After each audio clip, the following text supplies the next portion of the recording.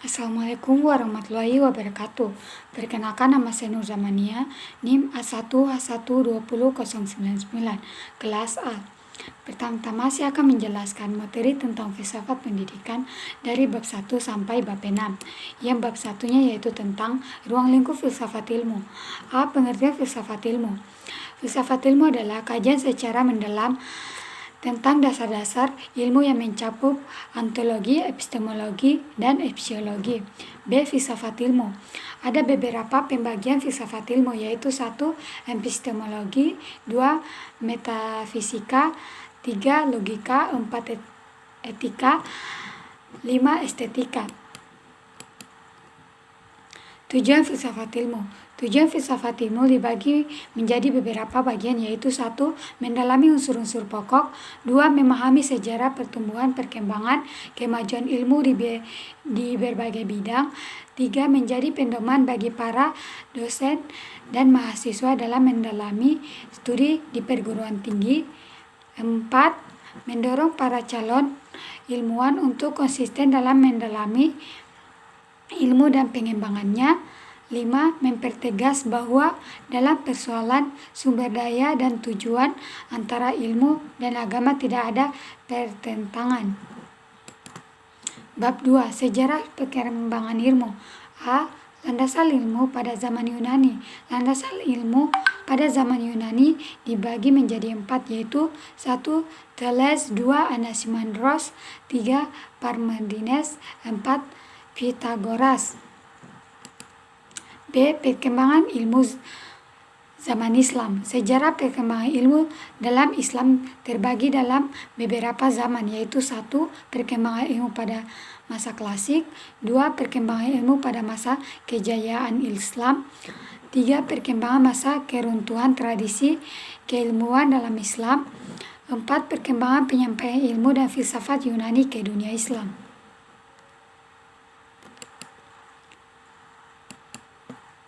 C. Penyampaian ilmu dan filsafat Yunani ke dunia Islam. 4. Penyampaian ilmu dan filsafat Yunani ke dunia Islam, yaitu 1. Masa Renaissance, 2. Zaman modern, 3. Ilmu yang berbasis rasional dan empirisme, 4. Perkembangan filsafat pada zaman modern. D. Kemajuan ilmu zaman kontemporer. Zaman kontemporer adalah era tahun-tahun akhir yang kita jalani hingga saat sekarang ini. Beberapa contoh perkembangan ilmu kontemporer adalah 1. Santri priayi abangan, 2. Munculnya teknologi rekayasa genetika, 3. Munculnya teknologi informasi, 4. Munculnya teknologi partikel elementer. Bab 3. Pengetahuan dan ukuran kebenaran. A. Definisi dan jenis pengetahuan. Menurut Burhanuddin Salam, pengetahuan yang dimiliki manusia ada 4, yaitu 1. Pengetahuan bias, 2. Pengetahuan ilmu atau science, 3. Pengetahuan filsafat, 4. Pengetahuan agama. B. Perbedaan pengetahuan dengan ilmu. Pengetahuan merupakan hasil tahu manusia terhadap sesuatu atas segala perbuatan manusia untuk memahami suatu objek tertentu. Pengetahuan bersifat prailmiah dengan pengetahuan ilmiah. Ilmu adalah suatu bentuk aktivitas manusia yang dengan melakukannya umat manusia memperoleh suatu pengetahuan. Ada 3 jenis ukuran kebenaran, yaitu 1. Kebenaran epistemologi adalah kebenaran yang berhubungan dengan pengetahuan manusia. 2. Kebenaran ontologi adalah kebenaran sebagai filsafat dasar yang melekat pada hakikat segala sesuatu yang ada atau diadakan. 3. Kebenaran semantis adalah kebenaran yang terdapat serta melekat dalam tutur kata dan bahasa. Bab 4. Dasar-dasar ilmu. A. Ontologi. Ontologi berasal dari bahasa Yunani ontos, ada, dan logos, ilmu. Menurut istilah ontologi, ilmu yang membahas tentang hakikat yang ada yang merupakan antiomologi baik yang berbentuk jasmani, konteks maupun rohani atau abstrak. B. Epistemologi. Epistemologi atau teori pengetahuan ialah cabang filsafat yang berurusan dengan hakikat dan lingkup pengetahuan, pengadaian dan dasar-dasar serta pertanggungjawaban atas pertanyaan mengenai pengetahuan yang dimiliki. Pengetahuan yang diperoleh oleh manusia melalui akal, indera, dan lain-lain mempunyai metode tersendiri dalam teori pengetahuan, diantaranya satu metode induktif. Induktif yaitu suatu metode yang menyimpulkan pernyataan hasil observasi disimpulkan dalam suatu pernyataan yang lebih umum. Dua, metode deduktif. Deduktif ialah suatu metode yang menyimpulkan bahwa data-data empirik diolah lebih lanjut dalam suatu sistem pernyataan yang runtut. Tiga, metode positivisme. Metode positivisme adalah metode yang mengatakan bahwa perkembangan pemikiran manusia berlangsung dalam 3 tahap, yaitu teknologi, metafisika, dan positif. D.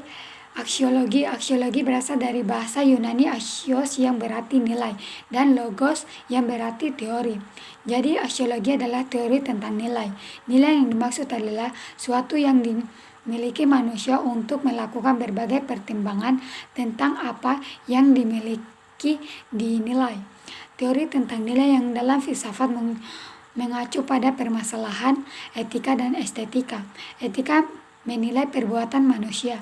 Estetika berkaitan dengan nilai tentang pengalaman keindahan yang dimiliki oleh manusia terhadap lingkungan dan fenomena di sekelilingnya. Bab 5. Sarana ilmiah. A. Bahasa. Bahasa digunakan sebagai sarana komunikasi antara manusia. Tanpa bahasa tidak komunikasi. Fungsi bahasa yaitu 1. Koordinator kegiatan-kegiatan masyarakat, 2. Penetapan pemikiran dan pengungkapan, 3. Penyampaian pemikiran dan perasaan, 4. Penyenangan jiwa, 5. Pengurangan kegoncangan jiwa. B. Matematika. Matematika adalah bahasa yang melambangkan serangkaian makna dari rangkaian pernyataan yang ingin kita sampaikan. C. Statistik. Pengertian statistik. Statistik berasal dari bahasa Latin status, yaitu negara. Ilmu statistik adalah ilmu pengetahuan yang membahas dan memperkembangkan prinsip-prinsip, metode, dan prosedur yang akan ditempuh. D. Logika. Logika adalah sarana untuk berpikir sistematis, valid, dan dapat dipertanggungjawabkan. Aturan definisi. Definisi adalah suatu usaha untuk memberi pembatasan terhadap sesuatu. 2. Definisi adalah suatu usaha untuk memberi batasan terhadap suatu yang dikehendaki seseorang untuk memindahkannya kepada orang lain. Definisi yang baik adalah menyeluruh dan membatasi. Aturan berpikir yang benar dengan cara 1. Mencintai kebenaran, 2. Mengetahui apa yang sedang dikerjakan, 3. Mengetahui apa yang sedang dikatakan, 4. Perbedaan dan pembagian yang semestinya, 4. Mencari definisi yang tepat, 5. Mengetahui apa yang sedang disimpulkan, 6. Menghindari kesalahan-kesalahan. Bab 6. Tentang masa depan ilmu. A. Kemajuan ilmu dan krisis manusia. 1. Kemajuan ilmu dan teknologi yang semula bertujuan untuk mempermudahkan perkembangan manusia, tetapi pada ternyataannya teknologi telah menimbulkan kekerasan dan ketakutan bagi kehidupan manusia. Krisis manusia tidak saja terjadi akibat teknologi maju, tetapi akibat dari kecenderungan ideologi dan gagasan yang tidak utuh. Contohnya, gerakan emansipasi yang mengakibatkan kaum laki-laki susah mendapatkan pekerjaan dan implikasi lebih lanjut rumah tangga menjadi berantakan karena perempuan merasa lebih hebat daripada laki-laki. B. Agama, ilmu, dan masa depan manusia. 1. Perbedaan. 1. Agama lebih mengedepankan moralitas dan menjaga tradisi yang sudah mapan, cenderung eksplosif dan subjektif. Ilmu selalu mencari yang baru, tidak terlalu terikat dengan etika, progresif, bersifat inklusif dan objektif. 2. Persamaan. Agama dan ilmu sama-sama mendesain masa depan manusia. Desain agama lebih jauh abstrak, sedangkan ilmu lebih pendek dari kontrak. 3. Masa depan manusia. Bila tidak adanya energi antara ilmu agama, maka masa depan umat manusia tidak dapat diramalkan, bahkan akibatnya jauh lebih dahsyat dari Perang Dunia II, yaitu kehancuran total umat manusia dan mereka akan kembali memulai peradaban dari awal lagi. Itulah hasil materi yang saya paparkan tentang filsafat ilmu pendidikan.